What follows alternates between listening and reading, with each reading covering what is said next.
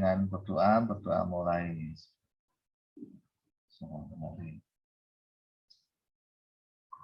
Amin. Ya.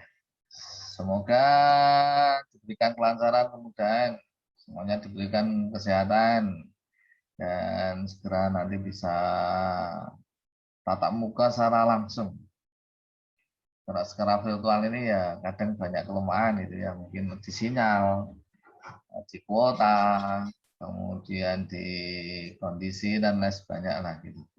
Ya saya sering pakainya itu secara YouTube biasanya, biar bisa diputar berulang-ulang. Kadang kalau seperti ini kadang tidak secara langsung bisa diakses karena kondisi sinyal, kuota, macam-macam gitu. Ya, tidak apa-apa. Terus saya akan menyampaikan materi yang kelima ini sesuai dengan bahan ajar, itu saya akan sampaikan lewat sini aja biar cepat itu ya. Biar tahu petanya, bahwa ketika kita akan merancang SPK, sistem pendukung keputusan. Kalau bahasa Inggrisnya itu DSS, Decision Support System. Sistem pendukung keputusan ya, kalau artikan sama saja. Sistem pendukung keputusan. Yaitu sistem yang digunakan untuk mendukung pengambilan keputusan. Nah, siapa yang ambil keputusan ya tergantung yang pakai siapa. Kalau manajer ya berarti dia sebagai alat bantu manajer untuk melakukan pengambilan keputusan. Keputusan apa? Ya banyak. Penentuan kata-kata yang pakai penentuan itu biasanya bisa dibuat SPK, penentuan tenaga kerja, penentuan mesin, penentuan biaya, penentuan bahan baku, penentuan waktu, penentuan bonus, penentuan banyak ya. Itu semua bisa dibuat sistem pendukung keputusan atau DSS. Sehingga Anda tidak perlu khawatir lah. Anda tidak perlu khawatir nanti kehabisan tema skripsi, tidak perlu khawatir karena bisa banyak sekali yang bisa dibuat dengan SPK. Nah, sehingga saya sering sarankan ke mahasiswa itu kalau Anda pengen cepat lulus, lanjutkan dari KP. Kan KP Anda sudah menguasai objeknya, sudah menguasai keilmuannya, sudah menguasai, sudah punya datanya, sudah dianalisis juga, sudah diuji juga, tinggal dikembangkan. Bagaimana cara kembangnya? Ubahlah jadi SPK, sistem pendukung keputusan. Jika cepat, Anda tidak perlu cari objek lagi, tidak perlu belajar lagi, tidak perlu cari data yang lebih, tinggal cari data kekurangannya saja, gitu. Nah, selesai.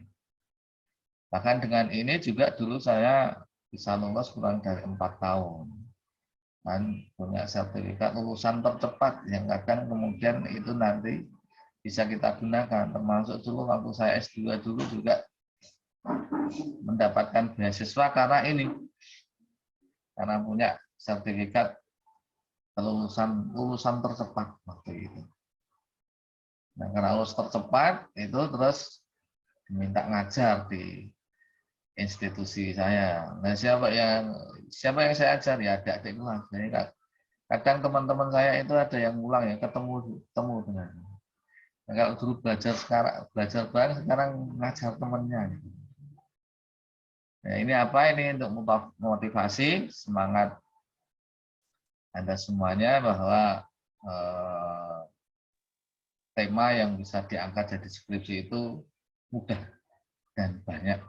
Banyak. Karena yang dibutuhkan itu novelty itu kebaruan. Kebaruan tinggal dirubah saja bagian apanya. Kalau mau merubah rumus pemodelan, misalkan pengembangan model mungkin agak susah, belajarnya agak ruwet, variabelnya banyak, relasinya banyak, atributnya banyak. Ya ubah saja, ya ke SPK atau DSS itu. Nanti jadi cepat, lulusnya jadi cepat. Kalau pengen cepat lulus, kalau Anda pengen berlama-lama ya beda, gitu ceritanya ya. Nah, sebenarnya sama alat bantu perancangan SPK ini dengan ketika kita dulu belajar APSI ya sama karena SPK atau DSS itu kan APSI juga, sistem informasi juga, gitu. Karena jenis-jenis APSI itu kan banyak ya, banyak. Nah, tergantung dari kita lihatnya sisinya apa, fungsional gitu misalnya. Yang bagian SDM ada sistem informasi sumber daya manusia, yang bagian keuangan ada sistem informasi keuangan, yang manufaktur ada sistem manufaktur, ada sistem informasi manajemen, banyak ya, banyak. Nah, salah satu yang digunakan, salah satu jenis dari sistem informasi adalah DSS. Sehingga ketika kita membangun DSS sama juga dengan membangun sistem informasi gitu ya, gampang toh, sehingga peta di sini ya gambarannya udah tahu, sehingga mudah. Tinggal bedanya itu dengan sistem informasi adalah di modelnya, model. Jadi ketika kita merancang sebuah sistem informasi, maka kan intinya itu ada di sistem itu, input, proses, output ya. Kalau inputnya jelas data ya toh, outputnya juga jelas informasi gitu, sehingga disebut dengan sistem informasi. Nah, yang bedakan gimana di sini nih, di prosesnya itu, prosesnya. Nah, kalau proses yang terjadi di SPK adalah proses untuk pengambilan keputusan, sehingga langkah-langkah yang ada di sana, algoritma yang ada di sana, itu adalah algoritma untuk menentukan keputusan. Contohnya apa? Banyak. Misalkan AHP, itu kalau Anda kenal di mata kuliah pengambilan keputusan multi kriteria atau yang lain, kan Anda dikenalkan tuh dengan AHP, dengan Prometheus, macam-macam. Nah, itulah yang kita gunakan untuk pengambilan keputusan. Ya, hanya itu kemudian kita mediakan, kita wujudkan dalam bentuk software gitu. Kan dulu sama pengertiannya ketika kita belajar pemrograman. Pemrograman, program adalah algoritma plus atau algoritma yang ditulis dengan bahasa pemrograman. Nah, algoritma itu apa? Algoritma itu ya tahapan, langkah-langkah itu. Nah, langkah-langkah kalau ini difokuskan untuk pengambilan keputusan, maka jadilah ya SPK itu. Nah, bedanya apa dengan pemrograman? Kalau pemrograman kayak kalkulator, sudah digunakan masukkan data keluar sudah selesai gitu. Tapi kalau sistem informasi ada database, sehingga datanya itu tidak langsung hilang, tapi tersimpan di sana dan bisa digunakan untuk berulang kali. Bentar ya. Bedanya apa? Bedanya di situ. Jadi di prosesnya. Kalau prosesnya di DSA itu adalah untuk pengambilan keputusan. Tapi kalau proses yang ada di APSI itu untuk yang menampilkan informasi, pengolahannya bisa macam-macam. Apakah untuk kebutuhan pembuatan laporan, gitu ya, pengolahan datanya untuk laporan, atau untuk transaksi, gitu ya. Jadi bedanya ada di sana. Nah, kemudian apa alat bantu ketika kita ingin merancang sistem pendukung keputusan? Ya, ini yang bersama. Saya akan jelaskan secara sekilas ya. Karena ini sebenarnya ngulang tapi kecenderungan lebih keputusan. Alat bantu untuk merancang sistem pendukung keputusan. Oke, ini tadi sudah saya sampaikan. Komponennya ya sama ya, komponen dengan yang ada hardware, ada software, ada prosedur. Ya, prosedur tadi langkah-langkah tadi, prosesnya tadi, prosesnya atau algoritmanya tadi. Kemudian orang itu yang menggunakan atau user, ya, dan kemudian jaringannya sama juga. Nah, tergantung nanti. DSS yang kita pakai itu modelnya yang standalone, yang desktop untuk kita sendiri, atau dia berbasis untuk orang banyak, keputusan yang diambil oleh orang banyak, sehingga ada namanya GDSS, Group Decision Support System. Ya sama ya, ini komponennya sudah. Nah, sekarang alat bantunya itu apa? Alat bantunya itu ada tiga ya. Alat bantu perantara itu ada tiga. Satu alat bantu perancangan sistem. Nah, ini yang sering kadang mungkin terlupakan ya. Kita itu seorang analis sistem. Kita di teknik industri adalah seorang analis sistem. Ya. Sistem itu apa? Ya ini perlu harus sudah berada di luar kepala. Luar kepala bukan lupa, tapi saking pahamnya gitu. Bahwa yang namanya sistem itu pasti ada bagian, komponen ya, atau unsur, atau bagian. Kemudian antar bagian itu saling berhubungan, ya, ada koneksi, ada relasi, dan dia memiliki tujuan. Nah, intinya di situ ada bagian, ada hubungan, dan ada tujuan. Apa saja di situ? Sistem keuangannya pasti ada bagiannya apa saja, pegawainya siapa saja, komponen lainnya siapa saja. Hubungannya antar pegawai seperti apa? Tujuannya apa? Oh, untuk keuangan. Produksi juga sama. Bagiannya apa saja? Ada pekerja, ada mesin, dan lain sebagainya. Hubungannya apa? Pekerjaannya itu. Tujuannya apa? Untuk menghasilkan produk. Sama. Ya. Nah, sistem. Nah, kalau sistem informasi berarti ada bagian-bagian itu yang saling berhubungan untuk mengolah data menjadi informasi. Gitu. Nah, kriteria dari sistem sendiri itu kalau kita di engineering ya, itu adalah input, proses, output. Input, proses, dan output. Kenapa? Karena kalau nanti di kajian yang lain jadi beda. Ya. Kalau kajian di bidang yang lain, misalkan hukum, itu nanti pengetahuannya jadi beda. Nah, karena kita di engineering, ya berarti ada input, proses, output. Nah, ada komponen apa saja ya tadi? Ya. Ngerancang sistem. Berarti kita mau mendesain, mau memetakan atau membuat sistem informasi pengambilan keputusan. Kemudian yang kedua perancangan program, yang ketiga database. Sehingga prasyarat dari mata kuliah desanya adalah pernah belajar pemrograman, pernah belajar AMSI itu ya. Nah, ini dikolaborasi jadi ini. Nah, sekarang kita bahas satu-satu ya. Nanti singkat. Saya usahakan jam 9 nanti jam 10 ya. Sudah selesai. Alat bantu perancangan biar tahu beda nih. Karena kalau baca mungkin pusing, bingung. Nah, ini Pak. Alat bantu perancangan sistem, ASI. Aliran sistem informasi. Sekali lagi, alat bantu perancangan sistem dicamkan dulu. Yaitu satu ASI, yaitu aliran, namanya saja aliran sistem informasi. Ini logonya juga coba dicermati itu. Kalau proses manual seperti ini, kalau proses komputer seperti ini, kalau ini simbol untuk dokumen, ini simbol untuk aliran arah, aliran atau arah proses atau pengolahan data. Ini untuk arsip, proses manual, proses komputer, ini dokumen. Ya, sekarang coba contohnya seperti ini.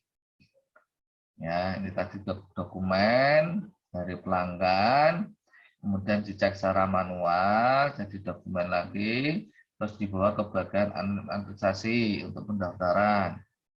Kemudian dilakukan pemeriksaan secara manual, terus jadi dokumen terus seperti itu. Ini namanya aliran sistem informasi. Jadi informasi itu ngalirnya kemana? Ya, paham ya? Nanti belum paham ya nanti dilihat lagi. Ini tak record kok nanti biar bisa digunakan untuk belajar lagi. Kemudian yang kedua, konteks diagram. Kalau tadi aliran sistem informasi, kalau sekarang konteks diagram. Konteks ini menggambarkan tentang sistem. Ya, dan batasan-batasan sistem. Nih, lambangnya ini. Apa pasti ini, Pak? Ya ini karena sudah standar. Boleh enggak pakai lambangnya? Ya enggak boleh. Ya, harus ini gitu ya. Karena Pak ini berlaku umum. Nanti kalau Anda membuat konteks diagram atau ASIA atau apapun itu nanti dibaca oleh orang negeri itu ya ketemunya sama. Hasilnya sama. Gitu. Nah, ini untuk eksternal, eksternal yang kesatuan ya, entitas lah. Kesatuan atau entitas, ini proses, ini aliran. Entitas, proses, aliran. Entitas, proses, aliran. Nah, coba sekarang bikin di mana? Konteks diagram itu.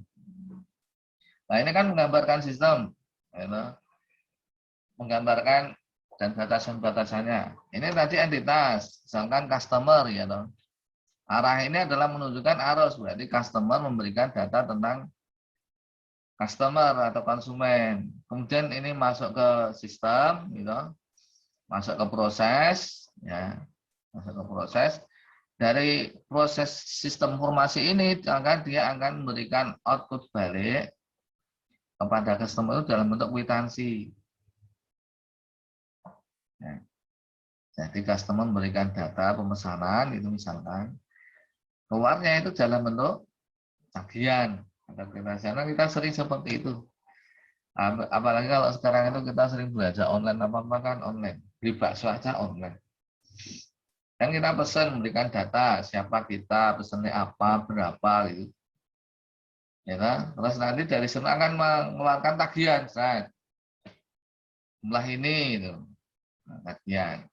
Nah, terus kita bayar, so input pembayaran. Nanti keluar lagi laporannya. Nah, sukses, tinggal tunggu, sedang dikemas. Kan gitu. Ya, paham ya? Sama dengan yang lain, misalkan bagian administrasi, accounting, delivery, ya gudang gitu kan.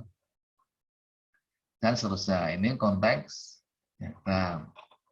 Kemudian yang ketiga data flow diagram. Namanya data flow diagram, diagram aliran data. Yaitu dia menggambarkan aliran data. Ini simbolnya ini.